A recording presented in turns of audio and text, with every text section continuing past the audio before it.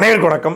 இயக்குனர் சசி அவர்கள் இயக்கத்தில் கதை மாந்தர்களாக விஜய் ஆண்டனி, சுவாசிகா, கருணாஸ், பாலாஜி சக்தி உள்ளிட்ட நடிகர்கள் நடித்து வெளிவந்திருக்கிற படம் 100 சாமி.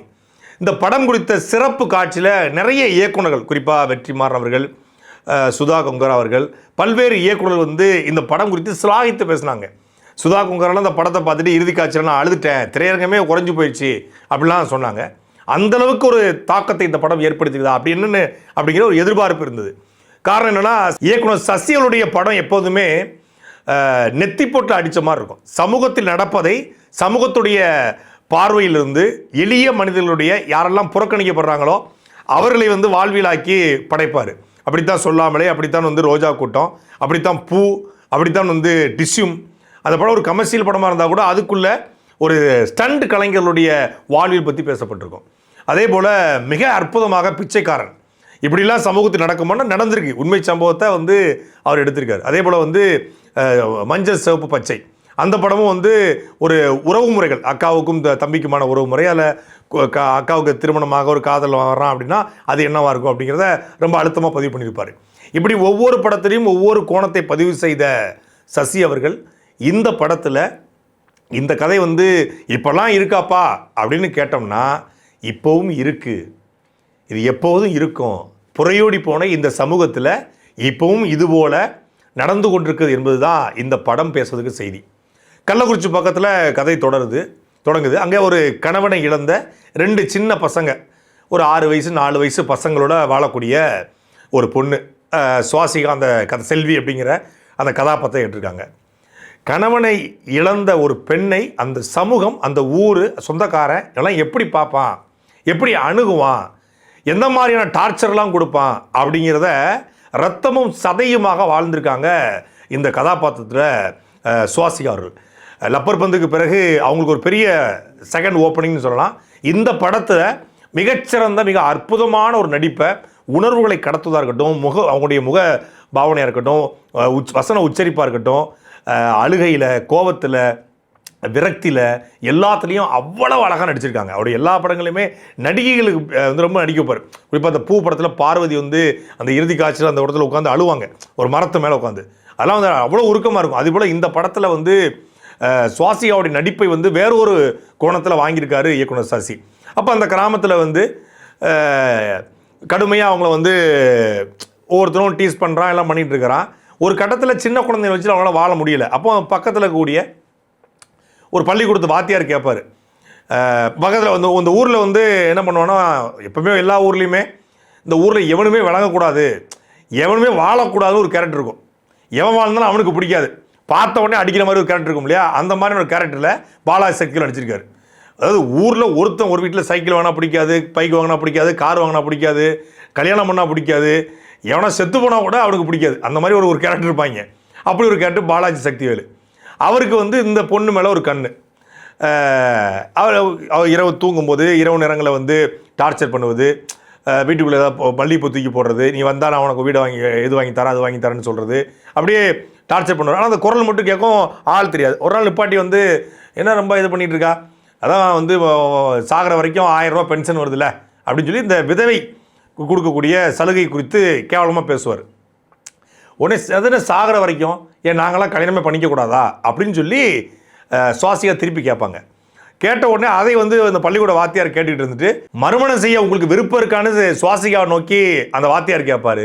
அப்போ சுவாசிகா சொல்லுவாங்க, என் புருஷனை நான் கொண்டிருந்தா கூட எனக்கு 10 வருஷம் தான் தண்டனை, ஆனால் எனக்கு இப்போ சாகிற வரைக்கும் தண்டனை, ஒரு சிறைக்குள்ளே வாழ்ந்த மாதிரி வாழ்ந்துக்கிட்டு இருக்கேன் அப்படின்னு சொல்லிட்டு இந்த ஊர்க்காரங்கெல்லாம் எப்படி பார்க்குறாங்க, எப்படி எவ்வளோ ஏளனப்படுத்துகிறாங்க, எவ்வளோ ஒரு கணவனை இழந்த பெண் இந்த சமூகத்தில் அவளுடைய குடும்பத்தை காப்பாற்றி கொண்டு, பிள்ளைகளை காப்பாற்றி கொண்டு, அவருடைய ஒழுக்கத்தை காப்பாற்றுறதுக்கு என்னென்னலாம் பாடுபடுறா, என்னென்ன கஷ்டப்படுறா அப்படிங்கிறத ஒரு 5 நிமிஷம் பேசுவாங்க. பேசிட்டு நானும் உப்பு போட்டு தானே சாப்பிட்றேன், நானும் பெண் தானே, எனக்கும் உணர்வுகள் இருக்கும்ல அப்படின்னு சொல்லிட்டு கடந்து போவாங்க. அப்போது உங்களுக்கு விருப்பம் இருக்கான்னு கேட்டோன்னே, இல்லை என் பிள்ளைங்கள்ட்ட தான் கேட்கணும் அப்படின்னு சொல்லிட்டு போயிடுவாங்க. அப்போது பையன்கிட்ட கூப்பிட்டு, இந்த மாதிரி உங்கள் அம்மாட்ட நான் பேசிட்டேன், என்னோடய ஃப்ரெண்டு ஒருத்தன் பக்கத்தில் ஒரு ஸ்கூலில் வேலை பார்க்குறான் அப்படின்னு சொன்ன உடனே அந்த பையன் அப்படியே கண்ணீர் விட்டு அதாவது அம்மாவுக்கு திருமணம் அப்படிங்கிறத அவனை ஏற்றுக்க முடியாது. ஏன்னா 2 பசங்களுமே வளர்ந்துருப்பாங்க, அப்புறம் 2 பேருமே கல்லூரி படிச்சுட்டு இருப்பாங்க, அம்மாவுக்கு 35 வயசு 36 வயசு ஆயிடுது. அப்போது அழுதுகிட்டே போயிடுவான். வீட்டுக்கு போனே அம்மாவும் பையனும் பேசிக்க மாட்டாங்க. அந்த ஒரு 10 நிமிட காட்சி இருக்குது. அதாவது தனக்கு வந்து மறுமணம் செய்ய விருப்பம் இருக்குது அப்படிங்கிறத அவங்க அம்மா சொல்லிட்டாங்க. ஆனால் பையனுக்கு விருப்பம் இல்லை. ஆனால் பையன் எப்படி அம்மாவை அணுகிறான், அம்மா எப்படி பையன் அணுகிறாங்க அப்படிங்கிறத வந்து அவ்வளோ அழகாக உரையாடலே இருக்காது. உரையாடலே இல்லாமல் காய்ச்சி போய் சாப்பாடை போட்டு வச்சுருப்பாங்க, சாப்பிட மாட்டான். உடனே அவன் வந்து கேட்பாங்க, உடனே ஏண்டா நீ சாப்பிடாம உட்காந்துருக்க, அவன் முகத்தை போய் கண்ணாடில் பாரு. உடனே அவன் கத்துவான், உன் மூஞ்சி போய் கண்ணாடில் பாரு, உன் மூஞ்சை பாரு அப்படின்னு சொல்லிட்டு ஒரு ட்ராவல் ஏஜெண்ட்டை வேலை பார்ப்பாங்க. அப்போ இந்த ட்ராவல் ஏஜென்ட் வந்து அன்றைக்கி அந்த காலம் பாஸ்போர்ட்டை வாங்கி கொடுப்பாங்க இல்லையா. பாஸ்போர்ட்டை வாங்கி கொடுக்கும்போது விசா வந்துடும், விசாவோட சேர்த்து பாஸ்போர்ட்டை கொடுப்பாங்க. அப்போது அந்த ஒரு பாஸ்போர்ட்டை வாங்க வந்த ஒரு நபர் ஒருத்தர் என்ன பண்ணுவார், சுவாசிகா வந்து அந்த விசாவையும் பாஸ்போர்ட் எடுத்து கொடுக்கும்போது நீங்கள் அவங்க கையில் கொடுக்க சொல்லுங்கம்மா, ஏன்னா வந்து ஒரு விதவை, அவங்க கையால் வாங்கிடக்கூடாது, நல்லது நடக்காது அப்படின்னு சொல்லி வாங்க சொல்லுவாங்க. அப்போ அதுக்காக அந்த கடைக்காரர் சொல்லுவார், ஏன்னா இங்கே வரும்போது இனிமேல் கடைக்குள்ளே வரும்போது மட்டும் பொட்டு வச்சுட்டு வாங்கம்மா அப்படின்னு சொல்லுவார். அப்போ அந்த கடைக்குள்ளே வரும்போது மட்டும் அவங்க பொட்டு வச்சுட்டு போவாங்க. அன்னைக்கு பார்த்து அந்த பொட்டை எடுக்காமல் போயிடுவாங்க. அப்போ உன் மூஞ்ச பாரு, அதான் அப்பா இறந்தும் நீ பொட்டு வச்சுக்கிட்டு இருக்க அப்படிங்கிற மாதிரியான ஒரு மன ஓட்டத்தை அந்த பையன் சொல்லிடுவான். உடனே 2 பேரும் துடிச்சு போயிடுவாங்க. அவர் பேசவே மாட்டாங்க. அவன் கல்லூரிக்கு போயிடுவார். நான் அப்படியே வருஷம் ஓடிடும், 5 வருஷம் ஆயிடுது.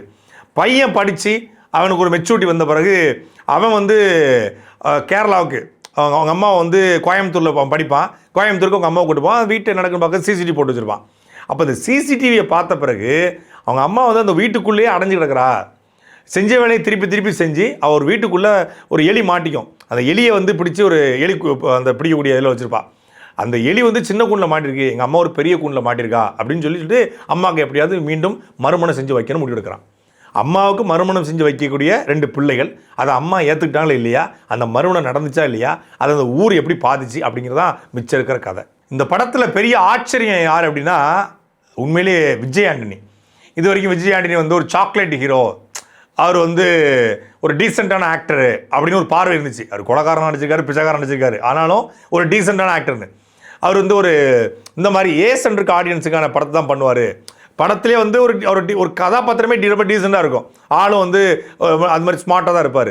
ஆனால் இந்த படத்தில் ஒரு கிராமத்தில் கரும்பு வெட்டக்கூடிய ஒரு ஆளாக அவர் மனைவி இழந்திருப்பார், இவங்க கணவன் வந்திருப்பாங்க. இந்த 2 பேருக்கும் திருமணம் நடந்தால் எப்படி இருக்கும் அப்படின்னு சொல்லி அந்த 2 பேருடைய உரையாடல்கள், வாழ்க்கையை வந்து விஜய் ஆண்டனி பார்க்குற பார்வை, அந்த கதாபாத்திரத்தின் ஊடாக சசி அவர்களுடைய பார்வை தான் அது. சந்தோஷமாக இருந்துட்டு போங்க, வேற என்னங்க இருக்குது அப்படிங்கிற மாதிரியான ஒரு பார்வை. ரொம்ப எல்லாரையும் வந்து ஒரு அனுசரித்து அரவணைப்பாக கொண்டு போகக்கூடிய, மகிழ்ச்சியாக வாழக்கூடிய ஒரு கேரக்டர். அந்த கேரக்டர் வந்து உண்மையிலே ரொம்ப அற்புதமாக விஜய் ஆண்டனி பண்ணியிருக்காரு. உண்மையிலே விஜய் ஆண்டனி அவர்கள் இது வரைக்கும் ஒரு 25 படம் நடிச்சார் நினைக்கிறேன். அவர் நடித்த படங்களில் மிக குறைவாக ஒரு கெஸ்ட் ரோல் பண்ணி தான் பண்ணியிருக்காரு.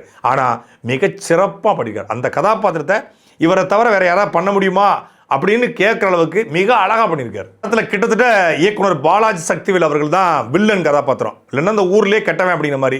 கெட்டவன்னா அந்த ஊர் கட்டுமானத்தை காப்பாற்றுவது, சாதிய கட்டுமானத்தை காப்பாற்றுவது, பெண்கள்லாம் இப்படி நம்மளுக்கு அடங்கி தான் இருக்கணும், இவளெல்லாம் கல்யாணம் பண்ண விட்டோம்னா நாளைக்கு என்ன பண்ணுவா, இவள் கல்யாணம் பண்ணிட்டு போவா, நாளைக்கு ஓம் பொண்டாட்டி உன்னைய பிடிக்கலன்னு சொல்லிட்டு உன்னைய உதறிட்டு இன்னொருத்தரை கல்யாணம் பண்ணிட்டு போவா.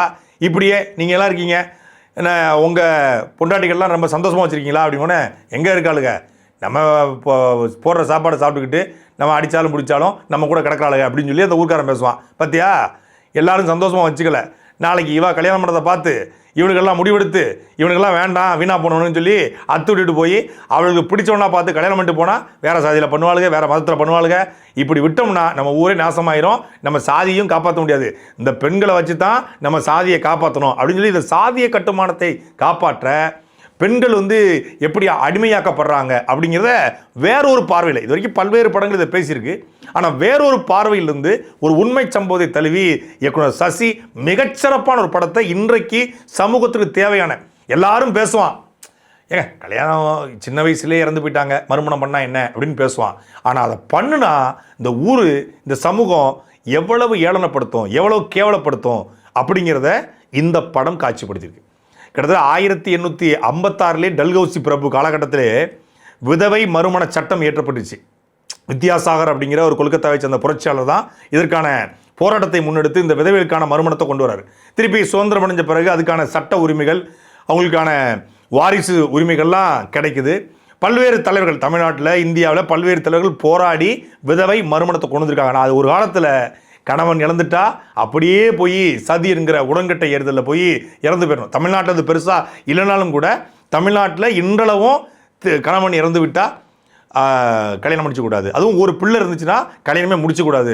குழந்தைகள் இருந்துச்சுன்னா கல்யாணம் பண்ணக்கூடாது. அவள் 25 வயசில் செத்தாலும் 22 வயசில் அவன் இறந்தாலும் இந்த பொண்ணுக்கு சின்ன வயசாக இருந்தாலும் அவள் வாழ்நாள் முழுக்க அந்த குழந்தைங்களை பார்த்துக்கிட்டு அந்த குடும்பத்தை பார்த்துக்கிட்டு அவள் எல்லா உணர்வுகளையும் கொன்று புதைச்சிட்டு அவள் வாழணும் அப்படிங்கிற இந்த சமூக பார்வையை உடைச்சிருக்கு. ஒரு ஆண் தன் மனைவி இறந்து போயிட்டா அப்படின்னா அவனுக்கு பிள்ளைகள் இருந்தாலும் சரி என்ன இருந்தாலும் சரி அவன் மறுமணம் பண்ணிக்கலாம். அவன் சின்ன பொண்ணை பார்த்தோ இல்லை வேற ஒரு பொண்ணை பார்த்தோ அவனுக்கு விருப்பப்பட்ட பொண்ணை பார்த்து கல்யாணம் பண்ணிக்கலாம். அப்போ அந்த கேரக்டர் சொல்லும், என்னை பார்த்து யாராவது மறுமணம் பண்ணிக்கணும்னு கேட்டால் நான் பண்ணிக்கிறேன் அப்படின்னு நான் உடனே சொல்லிடுவேன். ஆனால் நீங்கள் பண்ணிக்கிறான்னு கேட்ட கேள்விக்கே இவ்வளோ தூரம் பதில் சொல்கிறீங்க அப்படின்னு சொல்லி ஒரு பெண் இந்த மறுமணத்தை எப்படி அணுகிறா, அவள் ஒரு மறுமணம் பண்ண விரும்பினா இந்த சமூகம் எப்படியெல்லாம் அவளை கேவலப்படுத்தும் அப்படிங்கிறது தான் இந்த படம். பொதுவாக ஒரு பெண் இந்த மாதிரி மறுமணம் பண்ணணும் அப்படின்னு முடிவெடுத்துட்டா ஊர்க்காரன் கேவலப்படுத்துவான். இவளுக்கெல்லாம் இந்த வயசில் தேவையா, 2 பிள்ளைகளை வச்சுட்டு தேவையா அப்படின்னு கேவலப்படுத்துவான். ஆனால் சொந்த குடும்பமே எப்படி பார்க்கும்? அவள் அக்கா கேரக்டர் ஒன்று, நீ இந்த வயசில் கல்யாணம் பண்ணால் நாளைக்கு என் வயசில் வீட்டில் கல்யாண வயசில் 2 பிள்ளை இருக்குது, நான் எப்படி கல்யாணம் பண்ணுவேன்? இவளோட சித்தி தான் அப்படி பண்ணியிருக்கான்னு தெரிஞ்சால் என் பிள்ளைக்கு எவனா மாப்பிள்ளை கட்டுவானா அப்படின்னு அவன் கேட்க. இந்த பக்கம் தம்பிக்கா அவங்க அண்ணக்காரன் ஒருத்தர் இருப்பார் கருணாஸ், அவர் என்ன சொல்லுவார், அப்படியே அரவணைச்சு கொண்டு போகிற மாதிரி 2 பேரும் சமாதானப்படுத்தி கிட்டத்தட்ட சுவாசிகாவை கொலை பண்ணுற ரேஞ்சுக்கு போவார். ஏண்டி இந்த வயசில் உனக்கு இது கேட்குதா அப்படின்னு சொல்லி அவங்க அம்மாக்காரி உனக்கு இப்பவும் கேட்குதோ அப்படின்பா. அப்போ சுவாசிகா சொல்லுவாங்க, இப்பவும் 65 வயசில் அப்பா கூட தான் நீ இருந்துகிட்டு இருக்க, உனக்கு இப்பவும் உனக்கு கேட்குதோ அப்படின்னு. அப்போ ஒரு பெண்ணினுடைய வலியை உணர்வை அந்த பெண்ணோட பார்வையிலிருந்து ஒரு இயக்குனரால் எடுக்க முடியுமா? பாரதிராஜா போன்ற இயக்குனர்கள் 1980 காலகட்டத்தில் இது போன்ற புரட்சிகரமான படங்களை எடுத்தாங்க. இன்றைய காலகட்டத்திலும் இப்படியும் சில கதாபாத்திரங்கள் இருக்குது. இன்னமும் இந்த ஊருக்குள்ளே இந்த குடும்பத்தில் பல்வேறு ஃபண்டமெண்டலிஸ்ட் அடிப்படைவாதிகள் இருக்காங்க.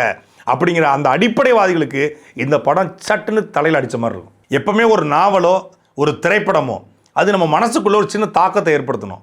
அந்த படம் பார்த்த பிறகு அந்த படத்தின் மீதான கேள்விகள் எழணும். இந்த படம் இந்த சமூகத்தில் நடந்திருக்குமா, இல்லை இது போல நடக்குமா, இல்லை இதனால் இந்த சமூகத்தில் மாற்றம் ஏற்படுமா அப்படிங்கிற கேள்வியில் விதைக்கணும். ஆனால் இந்த படம் இந்த எல்லா கேள்விகளையும் உருவாக்கும். இது சமூகத்தில் நடந்துக்கிட்டு இருக்கு, இதுபோல் நடந்தால் இந்த சமூகம் இதை எப்படி எதிர்கொள்ளணும் அப்படிங்கிற எல்லா கேள்விகளுக்குமான பதிலாகவும் இந்த படம் அமைஞ்சிருக்கு. கள்ளக்குறிச்சியில் நடந்த ஒரு உண்மை சம்பவத்தை அப்படியே உண்மைக்கு பக்கத்திலிருந்து அதை ஒரு கமர்ஷியலாக எடுத்தால் எப்படி இருக்கும், எல்லாரையும் என்டர்டெயின்மெண்ட் பண்ணால் எப்படி இருக்கும் அப்படிங்கிறது தான் இயக்குனர் சசி அவர்கள் இது ஒரு ஆவணப்படம் போலவோ இல்லை ஒரு ஆர்ட் ஃபிலிம் போலவோ எடுக்காமல் ரசித்து மகிழ்ந்து உணரக்கூடிய ஒரு படமாக இந்த நூறுசாமி எடுத்திருக்காரு. நூறுசாமி நிச்சயமாக தமிழ் சினிமாவில் ஒரு குறிஞ்சி மலர் போல இருக்கும். சாட்டை எடுத்து நாட்டை திருத்து